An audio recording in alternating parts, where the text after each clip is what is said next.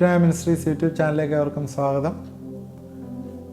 കഴിഞ്ഞ എപ്പിസോഡിൽ നമ്മൾ ലൂക്കോസിൻ്റെ സുവിശേഷം 13-ാം അധ്യായത്തിൽ നിന്ന് നമ്മൾ ബാരൻ ഫിഗ് ട്രീയെക്കുറിച്ചുള്ള ചിന്തകളാണ് നമ്മൾ ഷെയർ ചെയ്ത് അതിൻ്റെ പശ്ചാത്തലമാണ് നമ്മൾ പറഞ്ഞത്. ആ പശ്ചാത്തലം പോലും നമ്മൾ പറഞ്ഞു തീർക്കാനായിട്ട് പറ്റിയില്ല. കാര്യം അവിടെ നടന്ന ഇൻസിഡൻറ്റുകൾ, പ്രധാനപ്പെട്ട ഇൻസിഡൻറ്റുകൾ, ചരിത്രത്തിലുള്ള കാര്യങ്ങളൊക്കെ ഞാൻ പറഞ്ഞു. പീലാത്തോസിൻ്റെ സമയത്ത് നടന്ന കാര്യം, 2 ഇൻസിഡൻറ്റ് യേശുവോടെ കോട്ട് ചെയ്യുന്നു.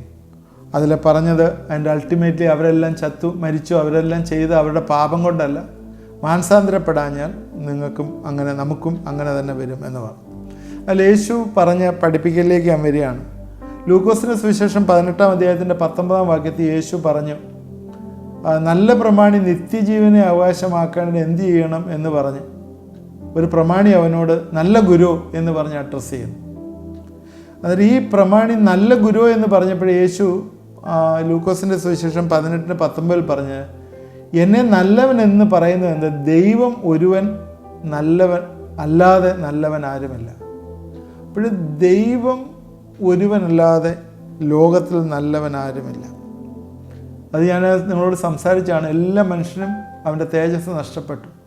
എല്ലാവരും പാപത്തിൻ്റെ കീഴിലാണ്, എല്ലാവരും പാപികളാണ്, ദൈവം മാത്രമേ ഉള്ളൂ നല്ലവൻ എന്ന് പറഞ്ഞു.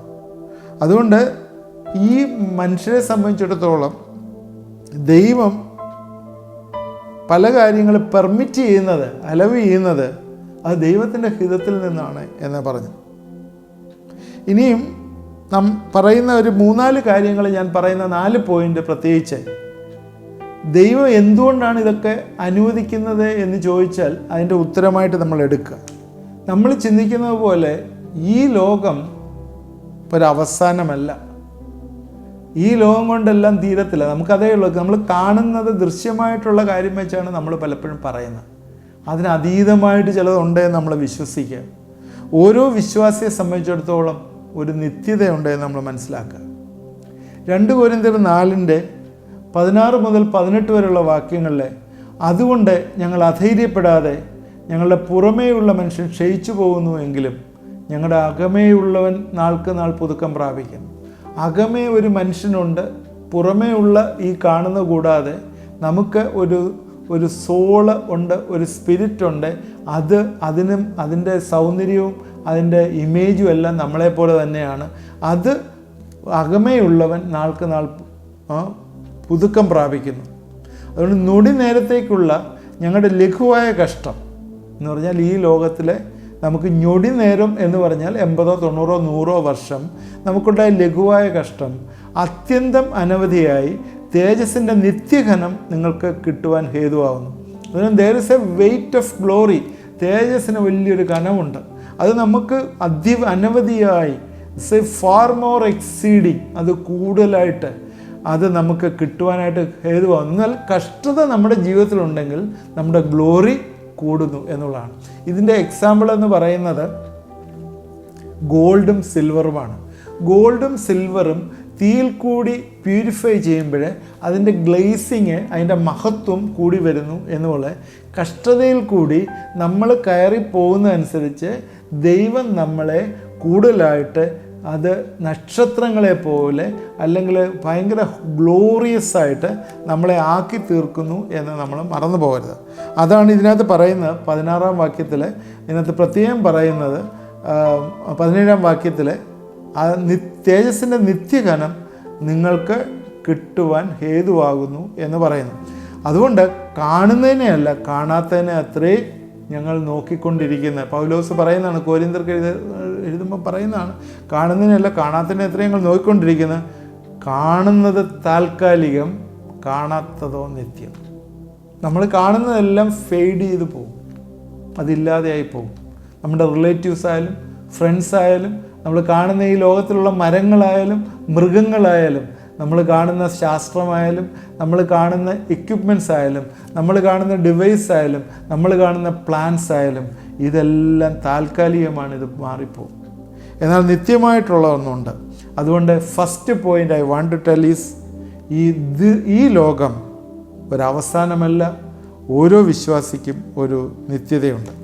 രണ്ടാമത് പറയാനായിട്ട് ആഗ്രഹിക്കുന്നത് God uses the bad things for ultimate lasting good. നമ്മുടെ ജീവിതത്തിലെ കഷ്ടതകളെ, പ്രയാസങ്ങളെ, മോശമായ കാര്യങ്ങളെ, നമുക്കുണ്ടാകുന്ന പ്രയാസങ്ങളൊക്കെ ഒരു നല്ലതിന് വേണ്ടിയുള്ള ദൈവത്തിൻ്റെ ഒരുക്കമാണ്, ചില നല്ല കാര്യങ്ങളുടെ തുടക്കമാണ്. റോമർ 8:28 എന്നാൽ ദൈവത്തെ സ്നേഹിക്കുന്നവർക്ക് നിർണയപ്രകാരം വിളിക്കപ്പെട്ടവർക്ക് തന്നെ സകലവും നന്മയ്ക്കായി കൂടി വ്യാപരിക്കുന്നു എന്ന് നാം അറിയുന്നു. ദൈവത്തെ സ്നേഹിക്കുന്നവർക്ക് സകലതും, ചിലതെന്നല്ല സകലതും, all things work together for good. എന്ത് കാര്യമായാലും അത് നന്മയ്ക്കായിട്ട് വ്യാപരിക്കുന്നു എന്ന് നാം അറിയുന്നു. ജോസഫിൻ്റെ ജീവിതത്തെക്കുറിച്ച് നമുക്കറിയാം. ജോസഫ് സ്വപ്നക്കാരൻ എന്ന് പറഞ്ഞിട്ട് അവൻ കണ്ട സ്വപ്നമൊക്കെ അവൻ ഷെയർ ചെയ്ത് കഴിഞ്ഞപ്പോൾ അവനെ പിടിച്ച് പൊട്ടക്കുഴിയിലിട്ടു. പിന്നെ അവൻ കാരാഗ്രഹത്തിൽ വന്നു. കാരാഗ്രഹത്തിൽ വന്നിട്ട് അവിടെ നിന്ന് അവന് ഫറവോൻ്റെ കൊട്ടാരത്തിൽ വന്നു. അതിൻ്റെ ചീഫ് പ്രൈം മിനിസ്റ്ററായി ഒക്കെ ഉള്ള കഥകൾ, എൻ്റെ ചരിത്രങ്ങളൊക്കെ നമുക്കറിയാം.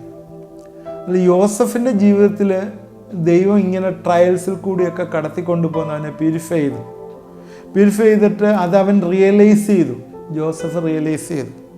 യോസഫ് ഉൽപ്പത്തി പുസ്തകം ജനസിസ് 50 അധ്യായത്തിൻ്റെ 19 വരെയുള്ള വാക്യങ്ങളിൽ അവൻ്റെ സഹോദരന്മാരോട് പറഞ്ഞ ചില സ്റ്റേറ്റ്മെൻറ്റുകൾ, വാക്യങ്ങളാണ് ഞാൻ വായിക്കുന്നത്. ഉൽപ്പത്തി പുസ്തകം 50:19, 20, 21 വാക്യങ്ങൾ. യോസഫ് അവരോട് പറഞ്ഞു, നിങ്ങൾ ഭയപ്പെടേണ്ട, ഞാൻ ദൈവത്തിൻ്റെ സ്ഥാനത്തിരിക്കുന്നു. നിങ്ങൾ എൻ്റെ നേരെ ദോഷം വിചാരിച്ചു, ദൈവമോ ഇന്നുള്ളതുപോലെ ബഹുജനത്തിന് ജീവരക്ഷ വരുത്തേണ്ടതിന് അതിനെ ഗുണമാക്കി തീർത്തു. ആകയാൽ നിങ്ങൾ ഭയപ്പെടേണ്ട, ഞാൻ നിങ്ങളെയും നിങ്ങളുടെ കുഞ്ഞുകുട്ടികളെയും പോറ്റി രക്ഷിക്കുമെന്ന് പറഞ്ഞ് അവരെ ആശ്വസിപ്പിച്ച് ധൈര്യപ്പെടുത്തി. യോസഫ് അവിടെ ചെയ്യുന്നതുകൊണ്ട് എന്തൊക്കെ കാര്യങ്ങളുണ്ടായി. ശരിയാണ്, കാരാഗ്രഹത്തിൽ കൂടെയൊക്കെയാണ് കടന്നുപോയത്.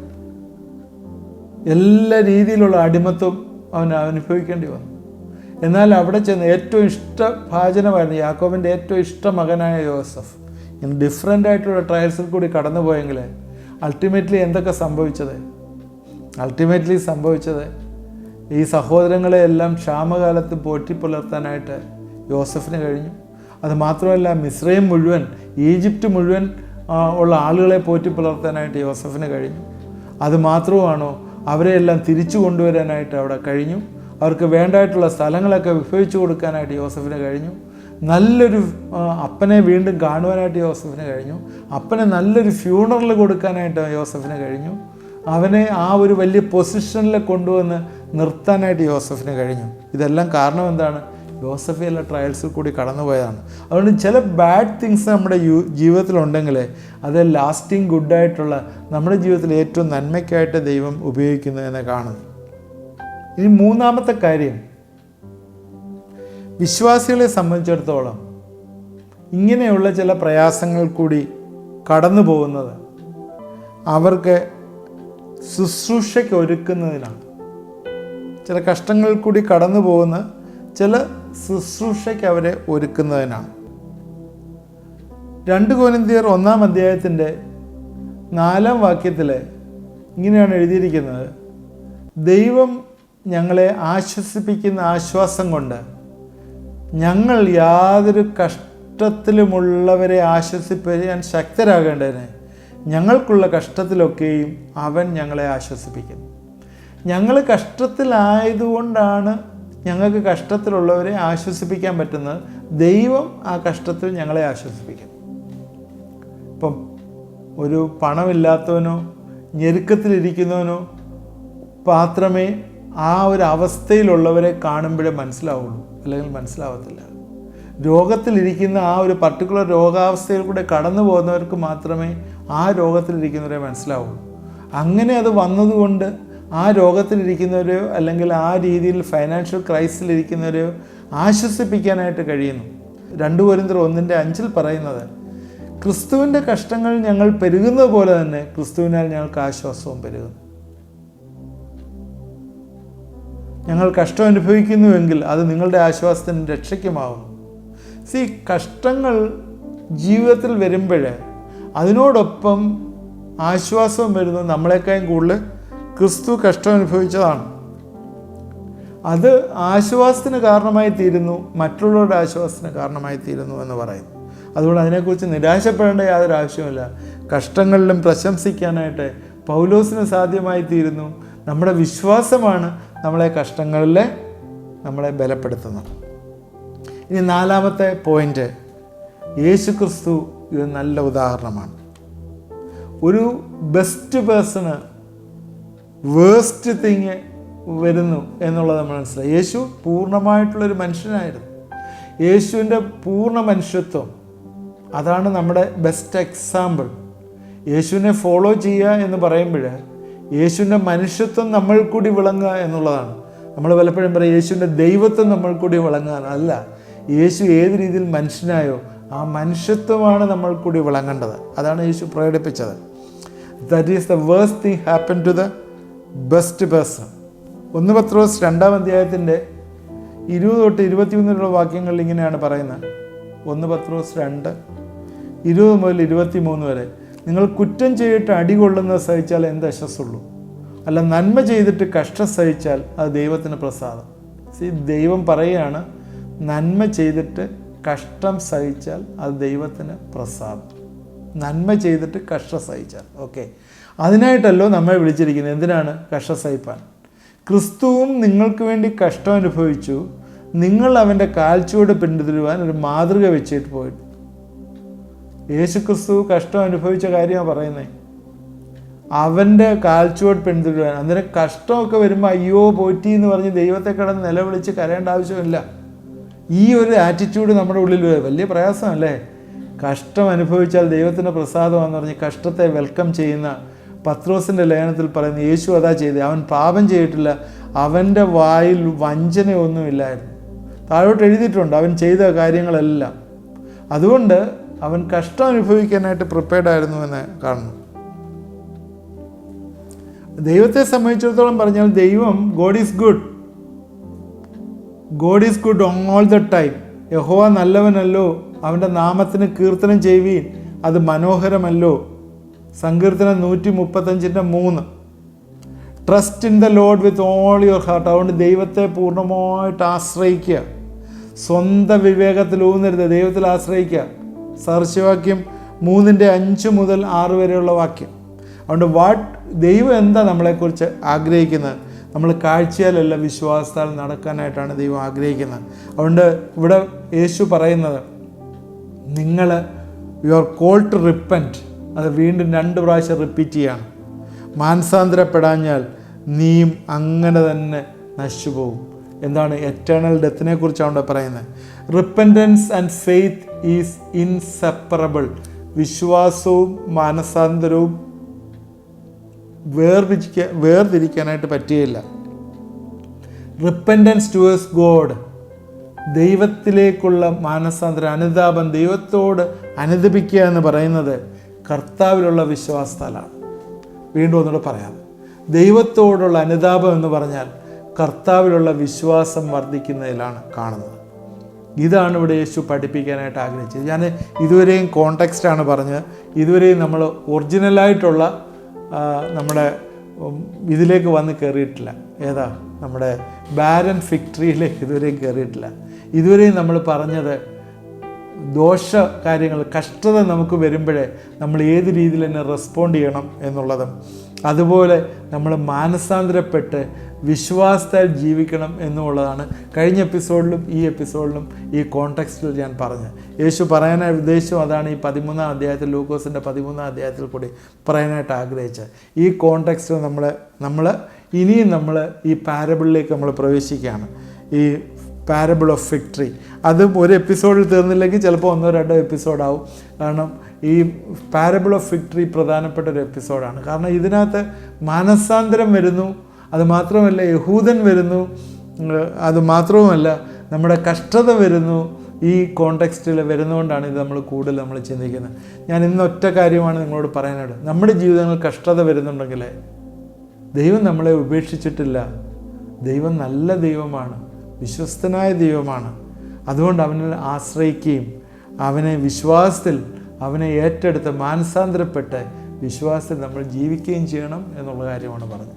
അതിനുള്ള ചില എക്സാമ്പിൾസ് പഴയ നിയമത്തിൽ നിന്നും പറഞ്ഞ് യേശു നമുക്ക് മാതൃകയായ കാര്യം പറഞ്ഞു. യോസഫ് നമുക്ക് മാതൃകയായ കാര്യം പറഞ്ഞു. കഷ്ടത എങ്ങനെയാണ് നമ്മളെ ഉറപ്പിച്ച് നടത്തുന്നതെന്ന് പറഞ്ഞു. ഇത് നമുക്ക് പ്രയോജനമായി തീർന്നു എന്ന് വിചാരിക്കാൻ നമുക്ക് പ്രാർത്ഥിക്കാം. ദൈവമായ കർത്താവേ, ഇത് കണ്ടുകൊണ്ടിരുന്ന പ്രിയപ്പെട്ടവരെ ഞങ്ങളെ ഏൽപ്പിച്ച് പ്രാർത്ഥിക്കുന്നു. കഷ്ടതയിൽ കൂടി കടന്നു പോകുമ്പോഴേ പിറുപിറുപ്പില്ലാതെ കർത്താവേ അത് ഞങ്ങളുടെ നന്മയ്ക്കായിട്ട് എടുത്തുപയോഗിക്കുന്നതാണെന്ന് ചിന്ത ഞങ്ങൾക്ക് വരികയും അതിൽ ഞങ്ങൾ ദൈവത്തിൽ കൂടുതൽ ആശ്രയിക്കുകയും ചെയ്യുമ്പോഴേ കർത്താവേ ഞങ്ങളുടെ ഗ്ലോറി, ഞങ്ങളുടെ മഹത്വം എത്ര ഘനമുള്ളതായിത്തീരുന്നു എന്ന് ഞങ്ങൾ മനസ്സിലാക്കും. കഷ്ടതയിൽ കൂടിയാണ് നീ പൂർണ്ണത പ്രാപിച്ചെന്ന് എബ്രായർക്ക് ലേഖനം 2-ാം അധ്യായത്തിൻ്റെ 9-ാം വാക്യത്തിൽ പറയുന്നല്ലോ. നീ കഷ്ടതയിൽ കൂടി പൂർണ്ണത പ്രാപിച്ച ദൈവമാണ്. അതേ മാർഗം കർത്താവെ ഞങ്ങൾക്ക് തന്നിരിക്കുന്നു. കർത്താവെ, obedience of Christ through suffering. കർത്താവെ, ആ മാർഗം ഞങ്ങൾക്ക് തന്നിരിക്കുകയാണ്. കഷ്ടത സഹിഷ്ണുത സിദ്ധത പ്രത്യാശയും ഉളവാക്കുന്നു എങ്കിൽ കർത്താവെ ഞങ്ങളുടെ ക്രിസ്ത്യൻ വെർച്യൂസ് ക്യാരക്ടർ കഷ്ടതയിൽ കൂടി രൂപപ്പെട്ടുകൊണ്ട് കർത്താവെ ആ പ്രത്യാശയിൽ ജീവിപ്പാനായി ഞങ്ങളെ വിളിച്ചാക്കുന്നു എന്ന് മനസ്സിലാക്കുവാൻ ഈ ദിവസങ്ങൾ ഞങ്ങളെ സഹായിക്കണമേ. അതിനാൽ കർത്താവെ, വിശ്വാസത്തിലില്ലാത്തവർ റിപ്പൻറ്റ് ചെയ്ത് വിശ്വാസത്തിൽ വരുവാൻ, വിശ്വാസത്തിൽ വരുന്നവർ ഓരോ പടി കഷ്ടതയിൽ കൂടി പൂർണ്ണ പ്രാപിപ്പാൻ കർത്താവെ ഇടവരുത്തണമേ, സഹായിക്കണമേ എന്ന് പ്രാർത്ഥിക്കുന്നു. ഞങ്ങൾ വിശ്വാസത്താൽ, കാഴ്ചയാലല്ല വിശ്വാസത്തിലാണ് ജീവിക്കുന്നതെന്നുള്ള ചിന്ത ഈ ദിവസം ഞങ്ങളെ ഭരിക്കട്ടെ എന്ന് പ്രാർത്ഥിക്കുന്നു. കർത്താവെ, ജീവിതത്തിലെ പല നെടുവീർപ്പുകൾ കൂടി, നിരാശകൾ കൂടി, കഷ്ടതയിൽ കൂടി കടന്നു പോകുന്ന ചില ആളുകൾ ഇത് ശ്രദ്ധിക്കുന്നുണ്ടെങ്കിൽ യേശുവിൻ്റെ നാമത്തിലെ സകല ആശ്വാസവും ഇന്ന് നിങ്ങളുടെ ജീവിതത്തിൽ വന്നു ചേരട്ടെ എന്ന് പ്രാർത്ഥിക്കുന്നു. രോഗത്താലുള്ള പ്രയാസങ്ങളെ, കർത്താവെ, വേർപാടിൻ്റെ ദുഃഖങ്ങളെ, നിരാശയുടെ പ്രത്യാശയില്ലാത്ത അവസ്ഥകളെ ഇന്ന് ജീവിതത്തിൽ മാറിപ്പോട്ടെ എന്ന് പ്രാർത്ഥിക്കുന്നു. പിശാച് ഉള്ളിലെ സംശയം കൊണ്ടിട്ട് നെടുവീർപ്പിലും പ്രയാസത്തിലുമാക്കുന്നുണ്ടെങ്കിൽ ആ പിശാചിൻ്റെ ആത്മാവിൽ നിന്ന് വിട്ടുപോകട്ടെ എന്ന് പ്രാർത്ഥിക്കുന്നു. എല്ലാ രീതിയിലുള്ള ഡെലിവറൻസും കർത്താവെ ഈ കാണുകയും എന്നോട് ചേർന്ന് പ്രാർത്ഥിക്കുന്നവർക്കും ഇന്ന് വന്നു ചേരട്ടെ എന്ന് പ്രാർത്ഥിക്കുന്നു. കർത്താവെ, വലിയ പ്രത്യാശയിൽ അവരെ നടത്തട്ടെ എന്ന് പ്രാർത്ഥിക്കുന്നു. കർത്താവെ, ഇത് കണ്ടുകൊണ്ടിരുന്നവരെ അനുഗ്രഹിക്കണം. കർത്താവെ, എല്ലാ രീതിയിലുള്ള ബെനിഫിറ്റുകളും നന്മകളും അവരുടെ ജീവിതങ്ങൾ വന്നു ചേരട്ടെ എന്ന് പ്രാർത്ഥന. സ്തോത്രം. പ്രാർത്ഥന കേട്ടോർത്ത് സ്തോത്രം. യേശുക്രിസ്തുവിൻ്റെ നാമത്തിൽ പ്രാർത്ഥിക്കുന്നു, കേൾക്കുമാറാണമേ. ആമേൻ. നിങ്ങളുടെ കമൻറ്റുകൾ കമൻറ്റ് ബോക്സിലിടുക, പ്രയർ റിക്വസ്റ്റുകൾ അയച്ചു തരിക, നിങ്ങളുടെ ഫ്രണ്ട്സിന് ഇത് ഷെയർ ചെയ്ത് കൊടുക്കുക. ആദ്യമായി കാണുന്നവർ സബ്സ്ക്രൈബ് ചെയ്യുക. നിങ്ങളിത് വാട്സാപ്പിലോ അല്ലെങ്കിൽ ഫേസ്ബുക്കിലോ ഒക്കെ ഇത് ഷെയർ ചെയ്ത് കൊടുത്താൽ അനേകം ആളുകൾ കാണും, അനേകർക്ക് പ്രയോജനമായി തരും. പ്രത്യേകിച്ച് കഷ്ടങ്ങളിലും നിരാശയിലൊക്കെ ഇരിക്കുന്നവർക്ക് ഈ വചനം ഒരുപാട് ഹെൽപ്ഫുള്ളാവും. നിങ്ങളത് ചെയ്യുന്നെങ്കിൽ നിങ്ങളും ഈ ശുശ്രൂഷയിൽ പാർട്ടിസിപ്പേറ്റ് ചെയ്യുന്ന ആളായി മാറും. ദൈവം നമ്മളെല്ലാവരെയും അനുഗ്രഹിക്കട്ടെ. ആമേൻ.